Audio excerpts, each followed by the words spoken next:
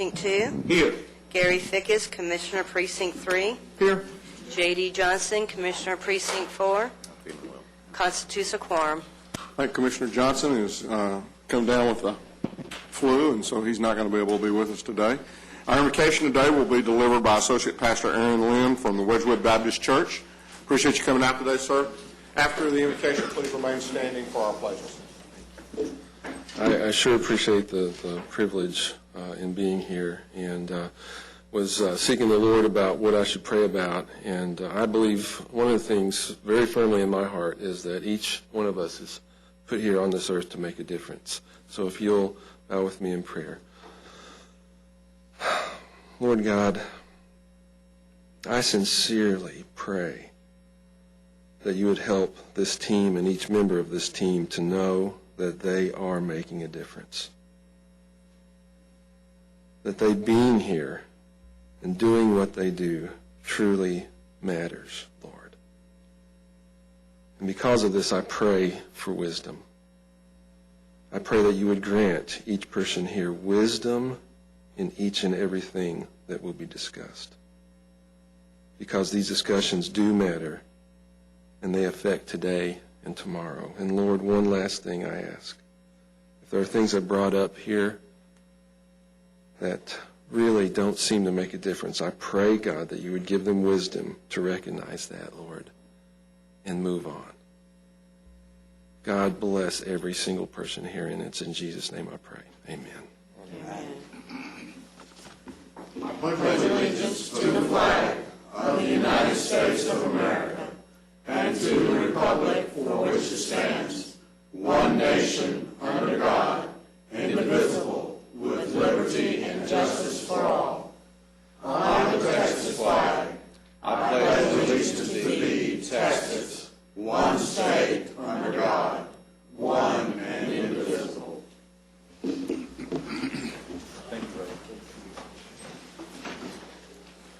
Thank you, Pastor Lynn, for being here today. Appreciate it very much. Mr. Manius, agenda announcements.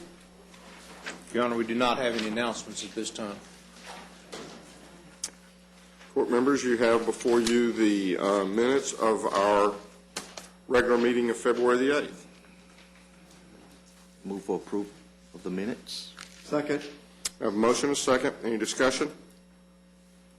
Please vote. You want to turn Commissioner Johnson's line off over there? It's in the legislature? No, you're all right here. We're not going to. We do have it on video, but since we're not voting, you'll be all right on this particular one. Motion passes unanimously. Under proclamations and resolutions, we have 3 items this morning. The first is a resolution in support of the Vietnam Veterans Memorial Education Center, which is a new center that they're proposing to build actually underneath the Vietnam Memorial on the mall in D.C.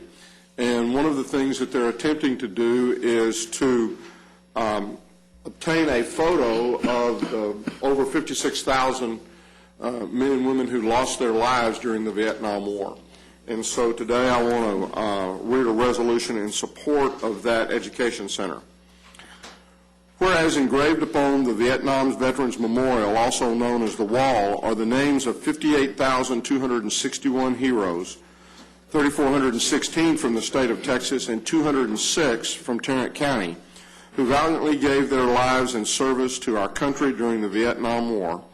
And whereas both houses of the U.S. Congress have unanimously authorized the building of a new underground education center across from the Wall to continue the process of remembrance, healing, and honoring those who served and died in the Vietnam War.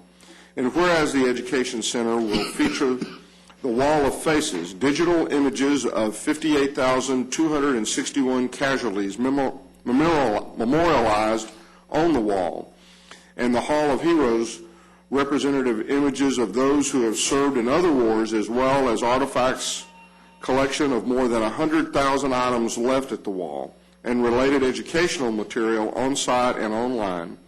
And whereas the Education Center will share and celebrate core values of duty, loyalty, respect, service, honor, courage, and integrity, and the stories that must be preserved and shared with future generations. Now, therefore, be it resolved that we, the Commissioners Court of Tarrant County, do hereby wholeheartedly endorse the goals of the Education Center at the Wall and call upon the citizens of Tarrant County to join us in supporting this project to commemorate the sacrifices of those who served, those who fall, and those who wait for them at home. In witness whereof, we've heretofore set our hands and caused the seal of Tarrant County to be affixed this 15th day of February 2011, and I'll move its approval. I second. We have a motion, a second. Please vote. Motion passes unanimously. And again, over the next couple of months, what we're going to try to do is to begin to accumulate photos of those 206 individuals from Tarrant County who lost their life in the Vietnam War. And hopefully we may also try to raise some money. The project is estimated to have a cost of a little over $80 million. They've already raised close to 25 to 30 million.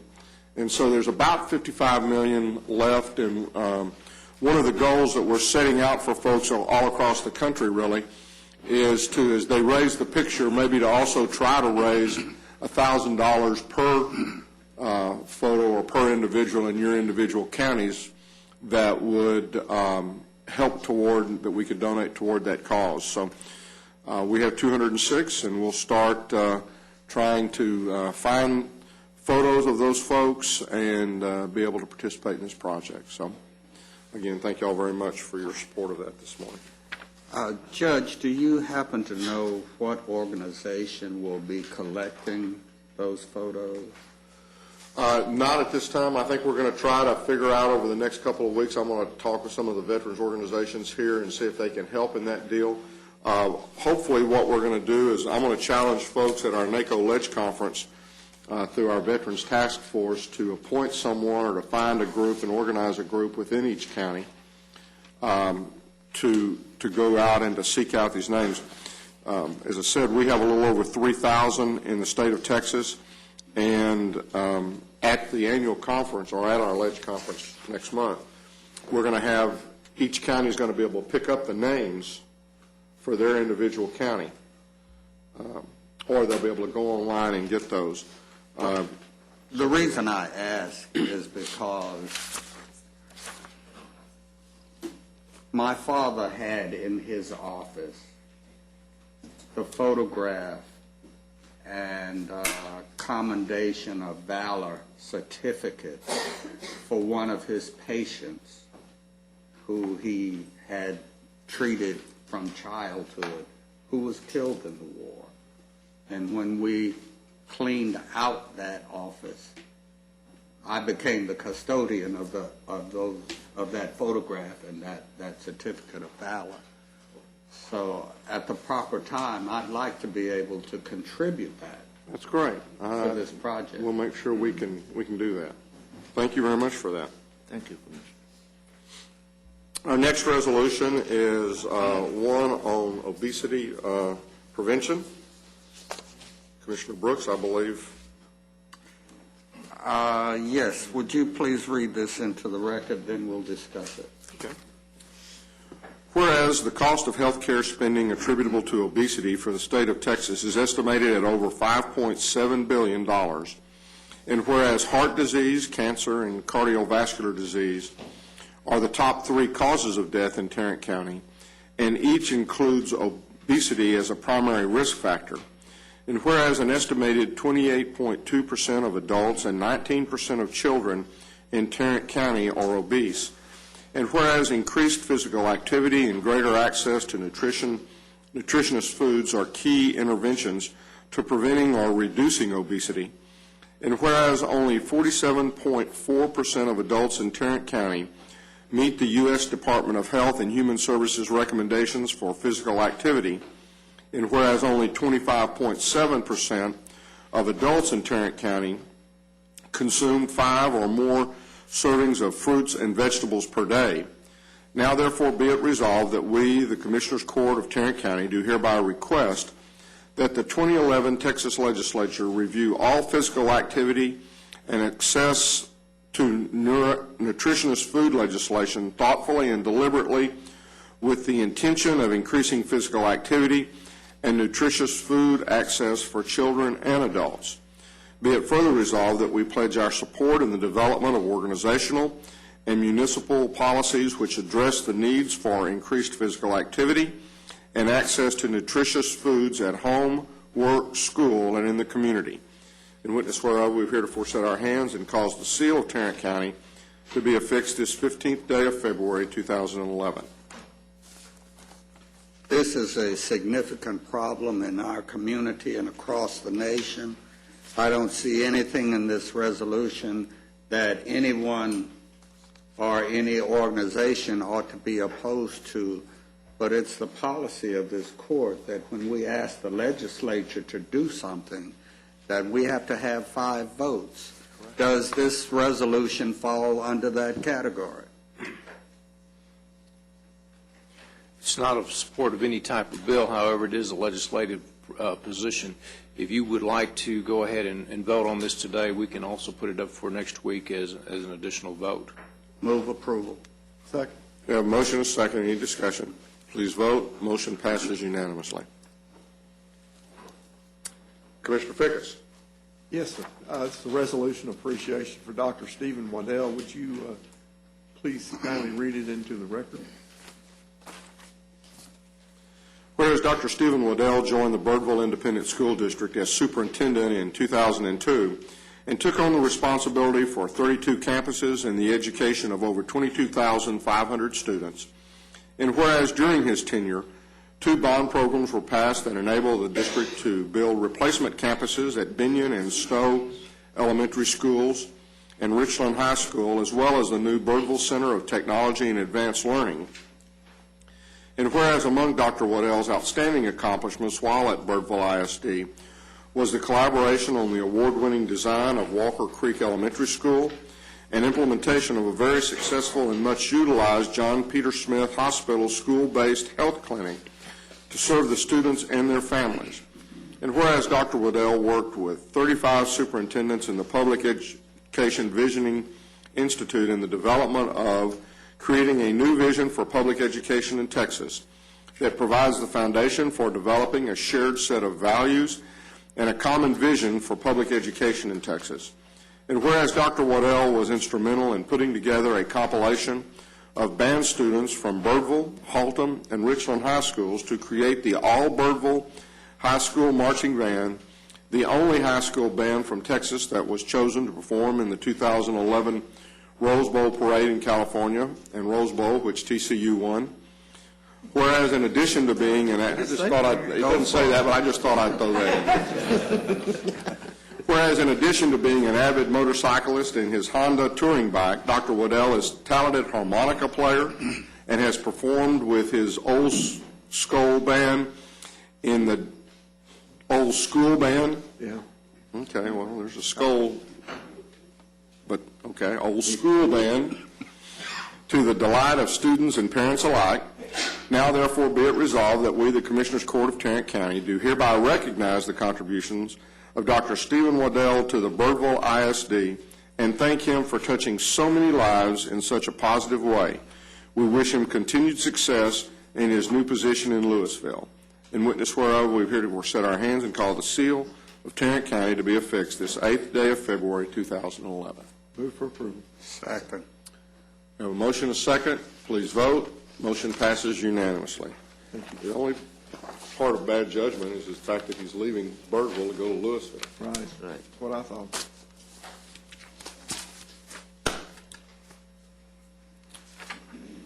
You have before, whoops, Commissioner Fickus, do you have a couple of other things that you would like to I announce would, today? if that's possible. Go right ahead, sir.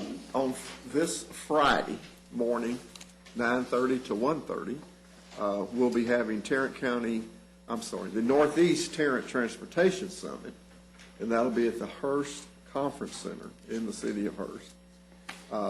And we'll have keynote speaker Mike Berry. We'll also be discussing expansions at DFW Airport. High-speed rail in Texas will be by former county judge Robert Eccles. Jeff Fagan will do the airport report. Mike Berry will be our keynote speaker with updates on our major roadway projects, the DFW Connector and the North Tarrant Express, plus updates on all the local projects that are in the northeast and north part of Tarrant County. So if anyone is interested in coming, contact my office in Hurst and we can take care of you. Also, this Saturday, the Tarrant County Junior Livestock Show will be taking place. This is a project that Commissioner Johnson has worked on ever since he's been in office and before he was a county commissioner. And this will be held at the Will Rogers Coliseum, or the Will Rogers Complex, in the Swine Barn. All proceeds from this auction will go to the Tarrant County FFA and 4-H programs throughout the county. So I believe that starts probably at 12:30, 1 o'clock, and that's a fun day. And Commissioner Johnson has raised a lot of dollars to help these kids, and every person who will be exhibiting and selling an animal will benefit from the hard work that Commissioner Johnson puts into this every year. So that's it. Thank you. Next, you have before you the consent agenda. Move approval of the consent agenda.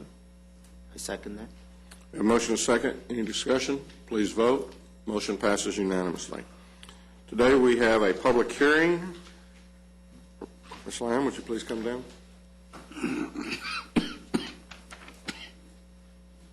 Thank you, Judge. I'm here today to request that Commissioners Court conduct a public hearing to consider revising the minimum standards for manufactured home rental communities and also to approve the regulations.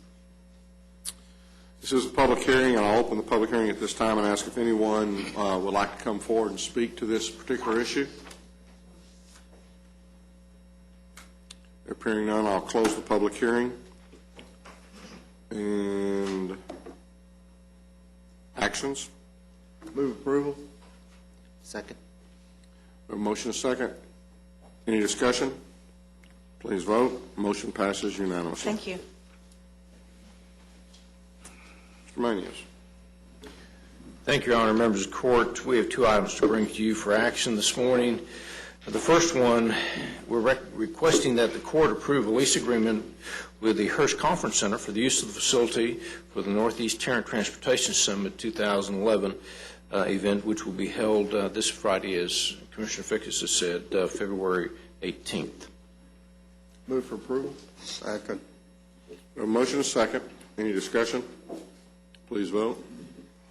Motion passes unanimously.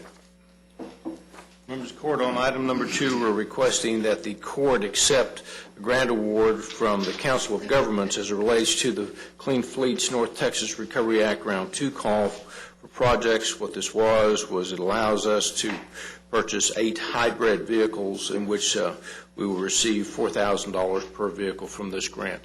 These vehicles had already been placed in our 2011 budget. Move approval. Second that. A motion is second. Any discussion? Where will these vehicles be assigned? Do we know? I can't answer that, Commissioner, but I will get that information for you. Any other questions? Please vote. Motion passes unanimously. Thank you, Your Honor. Thank you. Ms. Tidwell.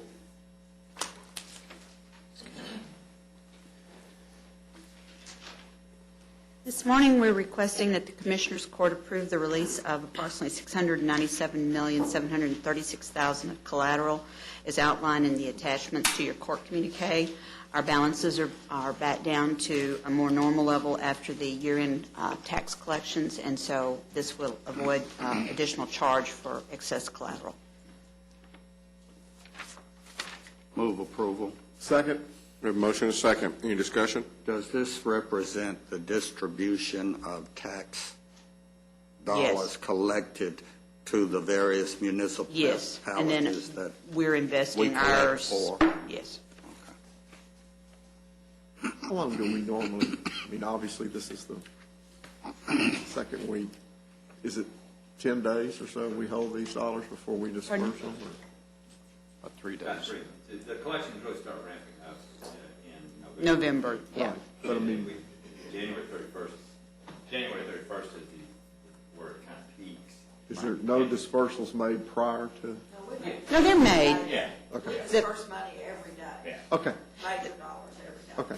We also typically wait until the bank contacts us requesting collateral, and then we get it on the agenda. So I don't think they ask until they're, as a general rule, until they're certain that we're on the downward spiral and there aren't any more. Because if we were doing it the other way, we'd be releasing it and they'd be pledging it, and then we'd be releasing it and then they'd be pledging it. And I think they just pledge it. It sits there until more or less the end of the season, and then we release it. Thank you. Please vote. Motion passes unanimously.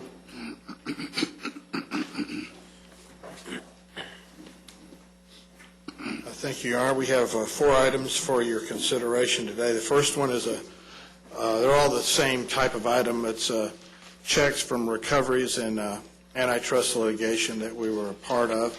The first one's in the amount of $2,167.19, requesting authorization for auditor to cash same.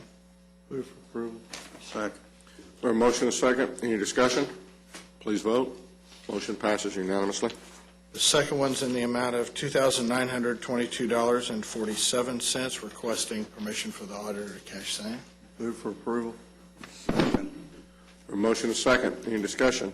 Please vote. Motion passes unanimously. The third is in the amount of $134.36, requesting authorization for the auditor to cash same. Move for approval. Second. We have a motion and a second. Please vote. Motion passes unanimously. And the last one is in the amount of $192.76, requesting authorization for the auditor to cash same. Move for approval. Second. We have a motion and a second. Please vote. Motion passes unanimously. Thank you. Thank you. Mr. Glenn? Move approval to receive and file the personnel agenda. Second. We have a motion and a second. Receive and file the personnel agenda. Please vote. Motion passes unanimously. Thank you. We just have one additional item for the court. We're asking the court to approve the interlocal agreement between North Texas Council of Governments and member entities of the Public Employee Benefits Cooperative for administrative services for 2011. The budget that you see before you was tentatively approved by the board back in December before Christmas. Tarrant County's share of cost of services for 2011 is estimated to be approximately $417,509. And that's budgeted. Yes. Move for approval. I'll second. We have a motion and a second. Discussion or questions? Please vote. Motion passes unanimously. Thank you. Good morning. Good morning, Judge, Commissioners. Good to see you this morning. Before I present this item, I would like to just take a couple of seconds to introduce one of our newest staff. We have hired a new Deputy Assistant Director for our Quality Development Office, which is basically our research, monitors all of our standards for the state, and does a lot of our training for our personnel. This young lady is Cheryl Eagleton, who joined us just last Monday. She historically has worked for the Department of Children's Protective Services, doing extensive investigations across the state. Was in the education field as an elementary school teacher back early in her career. Actually served as a chief probation officer in Harrison County over in Marshall and East Texas for several years. And most recently, we stole her from the eastern part of the region, from Dallas County, where she was the director of their runaway shelter for kids over in the Dallas County area called Letot. So we're very excited about having her joining our team. A lot of great experience for the role she's going to be in, and just a great asset for our department and for the county as a whole. So just want to introduce her to you this morning. Welcome, Cheryl. Welcome. Welcome home. That's right. You're not going anywhere from here. That's right. What I have for you this morning is a contract for psychiatric services that includes assessment, and medication management through the Linda Pope Home. Lunipo provides a significant amount of services for our drug court program. Many of those kids that we deal with through that program have mental health, psychiatric needs, including medication management services. Unfortunately, we found that when we did the RFP for this project, we neglected to include the cost for this particular component of the service delivery, and so we wanted to clean that up and provide that service through a separate contract. We do have funding available for this service through our grant funding, so there's no impact to the county's budget. The district attorney and our juvenile board approved the contract back on January the 19th, so we ask for your approval. Move approval. Second. We have a motion, a second. Any discussion? Please vote. Motion passes unanimously. Thank you very much. Thanks, Randy. Mr. Beecham.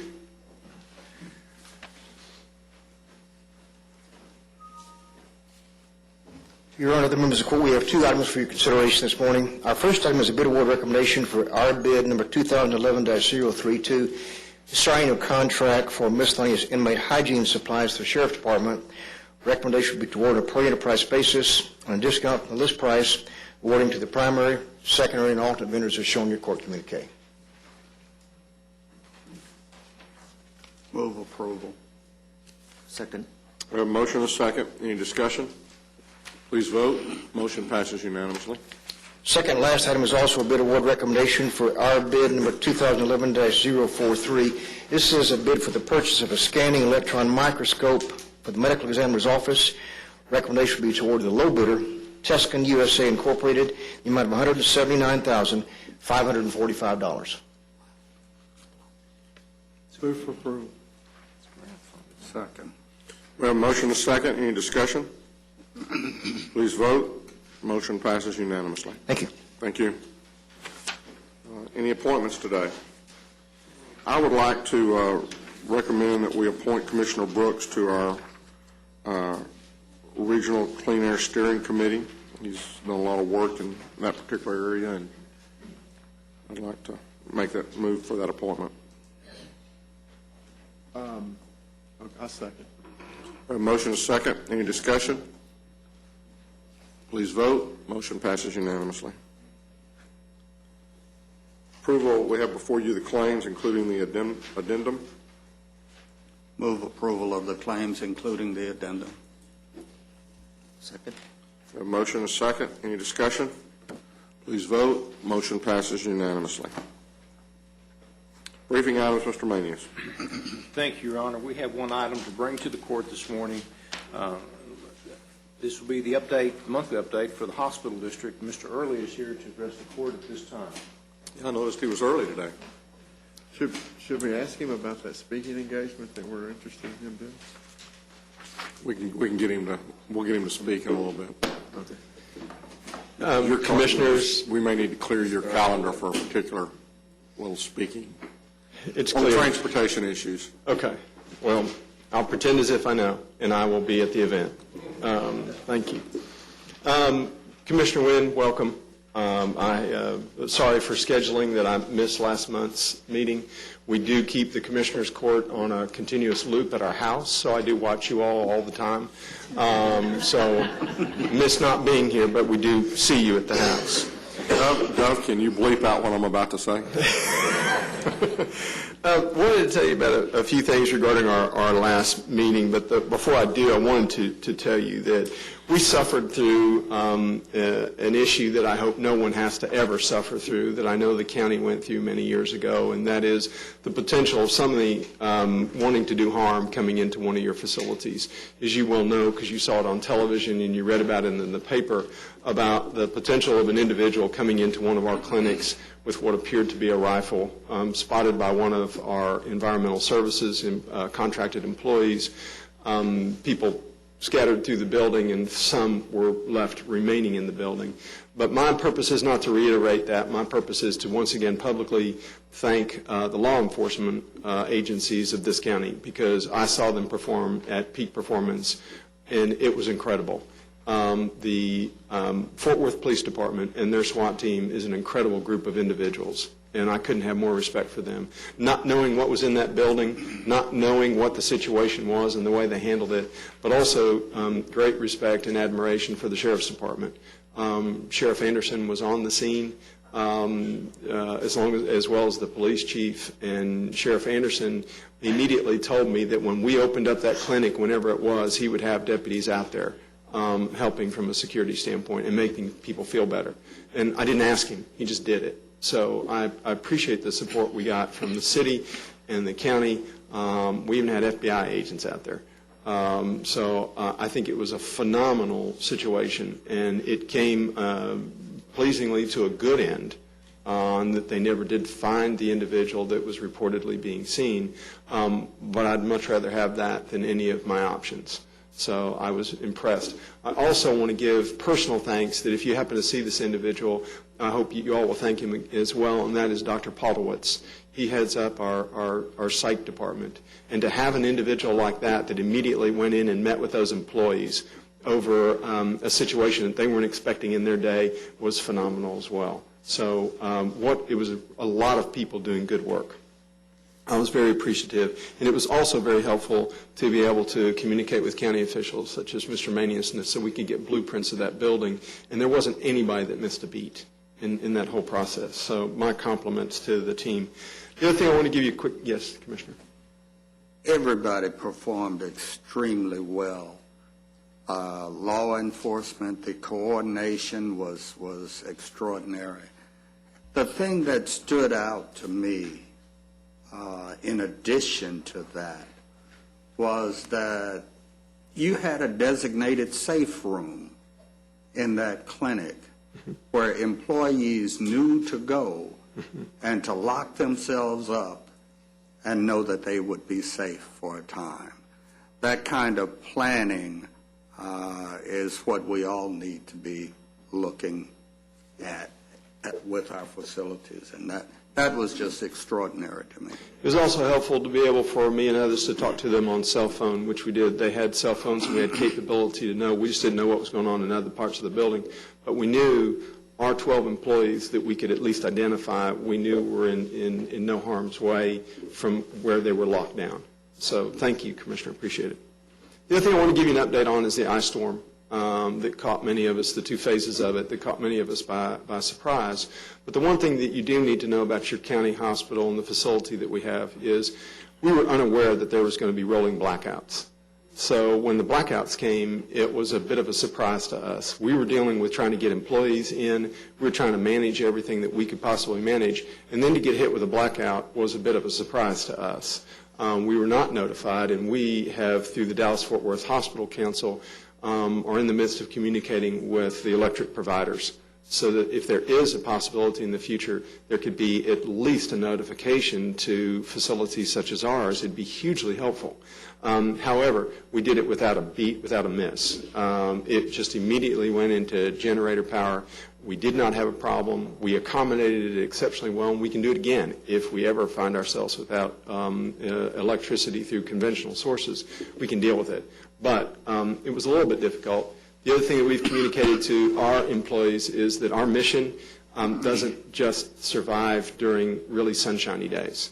That when you find yourself in an ice storm, there are critical folks at JPS that need to be there, because when people find themselves in accidents on the highway, they're coming to JPS. So we need to deal with it. We need to make sure that the helipad is de-iced and make sure that helicopters can get in. We need to make sure, because it's our responsibility, that our trauma bay is cleared of snow. And we don't have snow equipment. We don't have a single truck with a blade on it, and we're looking at that. Because the city, and we can't expect the city to come clean our trauma bays and get them ready. So we learned a little bit with this particular ice storm that some of the responsibility for some of that equipment needs to be ours. But we did have 17 gentlemen that worked 3 straight nights, 24/7, to clean sidewalks and parking lots to be safe for our employees, best we could. The problem with that is it was such a difficult ice storm, it was like cleaning the San Francisco Bay Bridge. They would get to the end of a sidewalk and the beginning of it would be froze over again. So we need to look closely at the equipment that we have and how we can begin to clean sidewalks and parking lots. The other thing I want to tell you is on your initiative, we accepted unanimously a very wise resolution that you all sent our way in the renaming or the naming of the public health building, Dr. Marion Brooks. That was, the only discussion was one of a positive nature and was unanimously accepted, and I think that shows the hospital district's respect for an individual that gave an immeasurable amount back to this community. So we were very thankful to be in a position to do that. The other thing that we had, which I will be happy to give you the actual documents, is graduate medical education. We at JPS have 12 residency programs, which you're aware of, but we also train 419 medical students and 700 nurses in our program. And that is not something that we receive funding for. That comes out of our budget. And it's not ours to complain about. It's that we ask those facilities that provide, particularly the University of North Texas Health Science Center and UT Southwestern, to provide some type of a stipend to help for those students. We have a wide variety of disparity amongst who pays and how they pay. So we're going to begin to look at codifying that and making sure we have a standard by which we deal with those graduate medical education students. They're important, and it's an important role. It's different than the actual medical schools are paid for those situations. We in a teaching hospital are not. So we need to go back and look at that and look at how we have some uniformity by which everybody contributes to those students being in our facility. We're happy to have them, and I think it serves a critical role. I think it's a role that the community doesn't understand. Do I need to quit? Is that my alarm? No, I don't know that. No telling where that bell came from. Because I thought there was a usual chord that shocks me, but I didn't get it yet. One of the things is I think that's a critical role that JPS plays, and we'll continue to look at that as we go forward, and we'll keep you all up to date with how we deal with our partners from medical education. The last issue I want to bring to your attention is that we did have our annual audit report done by Deloitte, and Deloitte came in and did their annual audit. We were not only approved, but we were determined to be low risk, and there were no mitigating circumstances and nothing of concern or outstanding issues of any type. So very pleased with that from Deloitte as we move forward. So that's what I have for you all. I guess the last thing is I am going to Austin today to meet with officials down there. Obviously, we as everybody else are concerned. We're concerned about the cuts they're talking about and what that does to us from a variety of issues. So I will spend more time in Austin dealing with that and trying to communicate to legislators. However, we want to be part of at least a recognition of where the state is financially, and we want them to understand that ours is not to just bat down hatches and say we won't accept anything, because I think that's unrealistic. But I think our approach is to figure out how we let them know what part of the solution is. And I'm going to advocate that part of that solution is allow us to free up the capability to receive more federal funds. Those federal funds are out there, and Texas, in my opinion, I strongly encourage Texas to take an attitude to seek those dollars. Because if we don't, it's not that we've done anything to the federal government except send a message to them to send it to another state. And I think that's a wrong message. So I think if we can get, by us putting up additional IGT dollars, intergovernmental transfer funds, and we put up $1 and we get $3 back from the federal government, I think that's most unwise not to accept that. And I think if we do that, we lessen the burden on the general revenue of the state. So my message to them will be just that. And there are a few suggestions that are specific that I'll be happy to give them. So that's all I have for you all. Thank you very much, and I'm happy to entertain any questions you may have. Can you give us an update on the medical record imaging process? Yes, that's a 5-year project that we just started. We're in our 4th month. And I can only tell you that we're really excited because we're under budget and ahead of schedule. But I don't know that I can tell you that as we go through each month. But at least at 4 months, we're doing what we should be doing. So it's pretty exciting. It's a huge project. We've gotten a lot of our employees that currently worked in key positions who have transferred over to our medical record conversion team. And they're doing well. And it hasn't left a void or anything. It's just people being moved from one spot for the conversion of the electronic medical record. Okay. So it's not really affecting the operation of the No, and the other thing, Commissioner, that I'll tell you that I think is critically important, those who we've seen in the nation that have failed with the conversion of electronic medical records have failed primarily because they have had a poor relationship with their physicians. Either the physicians haven't accepted it, the physicians didn't understand it, or there was poor communication with the administration and physicians. I don't think we're even remotely at that level. We're at a level where physicians have accepted the changes. They're willing. They're part of all of our committees. They're playing a key role. And the president of our medical staff, Lisa Carter, is phenomenal at how she and others have stepped up to try to figure out how to make this medical record conversion work. The other thing that helps us is Parkland has already done it with the same system, and THR has done it with the same system. So not that they made a lot of mistakes, but we can certainly learn from what they've done, good and bad. Can you also share with us what you shared with me earlier in private about the situation over the medical center on New York and I-20 in Arlington? The current status of that? What we want to do is we want to be very straightforward with the community and make sure that the community in Arlington and throughout Tarrant County gets the services that they need in Arlington. And I have constantly felt concerned that there's an emergency room over there that is an emergency room on paper. It's not an emergency room that I think efficiently and effectively acts as an emergency room. And I think in order to have that, in order to have a licensed hospital, you have to indicate on paper you have an emergency room. Okay. I don't feel comfortable at all with people having on their GPS system to go to that emergency room because it's more a stabilization unit than anything else. It is to stabilize you and take you to another facility. And so we would like to make that change and be honest with the community and say, you know what, this is an ambulatory care center. It's a care center for day surgeries. It's a caring center for you. It's not a full-fledged emergency room. And I think we do a disservice if we don't do that. What's your plan toward moving in that direction?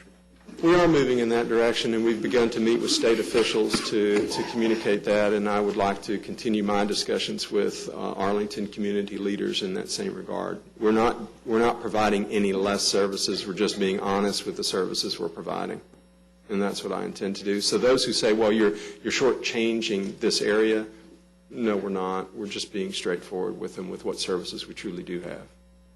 My concern is this. Right now, if I understand you correctly, the public out there still thinks that center is an emergency center. Well, in fact, it is not. Well, and they think that because we have a big sign that says emergency room, and it's blinking, come here. And so we need to stop. So my concern is, what if right now somebody is driving a patient who is dying to that center? What do we do to prevent that?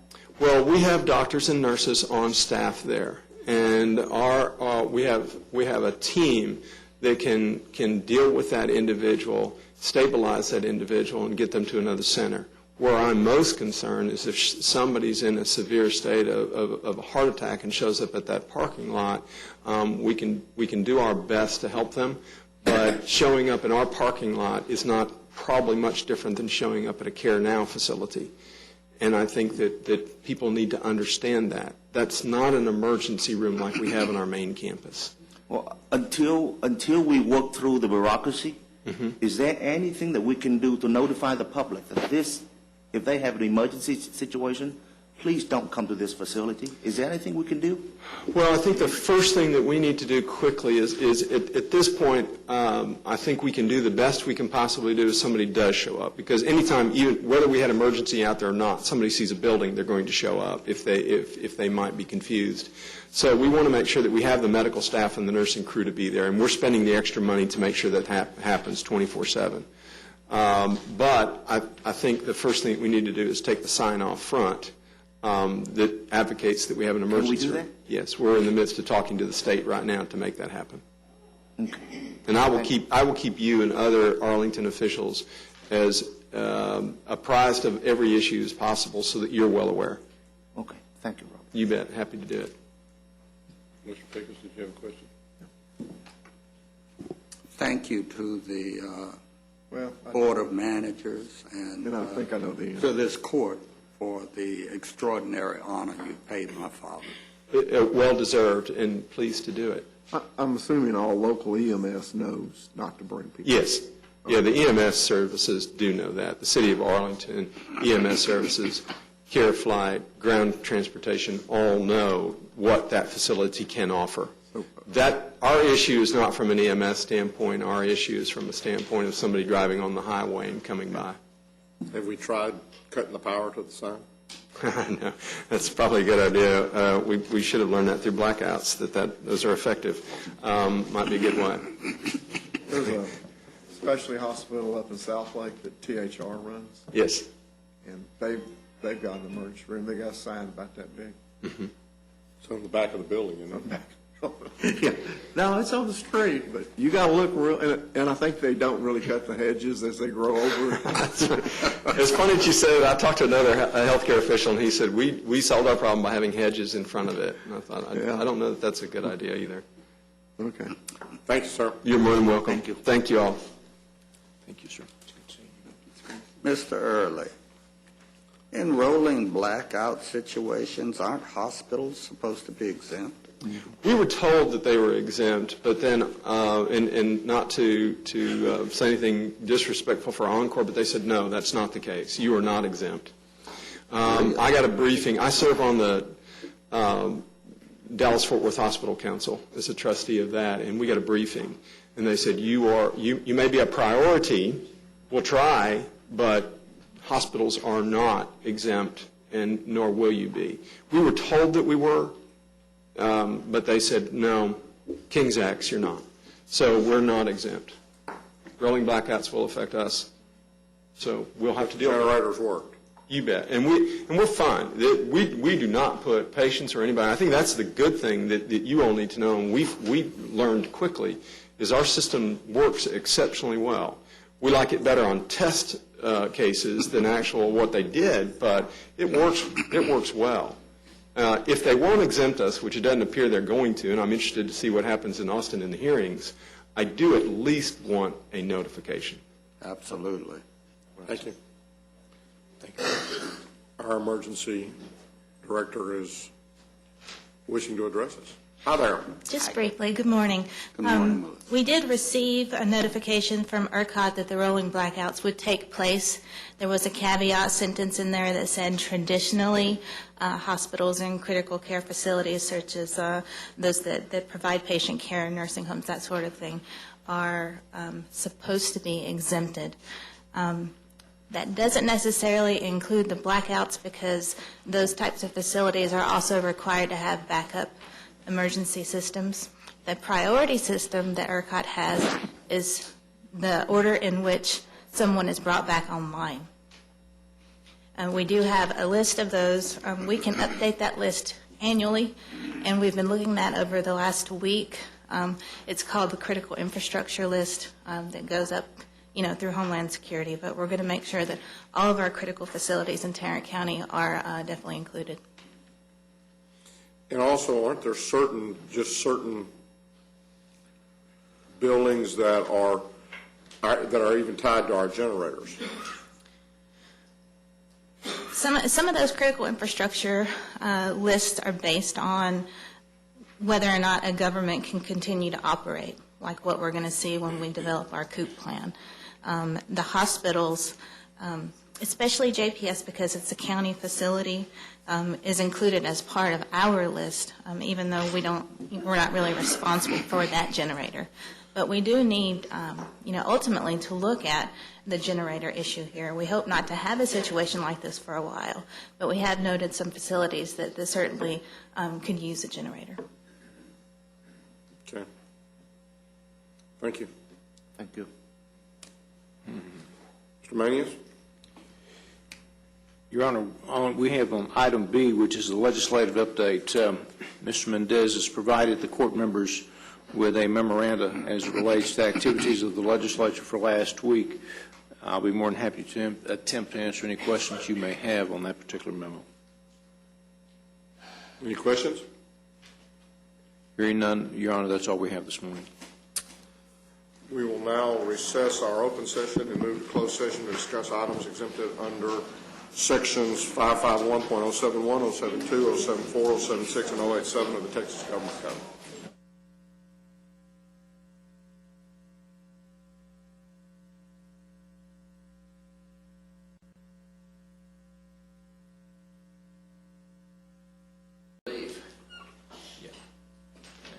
Make sure that Commissioner Brooks... Not really, he was there for about 30 minutes. Now, since I have a majority of those left, can I open? It's a good try. I knew what the answer was. Let me go get Garrett. Hey, no. She's usually, here he comes. She's going to pray later, no one be. You're not going anywhere without me. I was going to drag you out here. I know you're ready to go. Having returned from our closed session and there being no business at this time, we are now adjourned.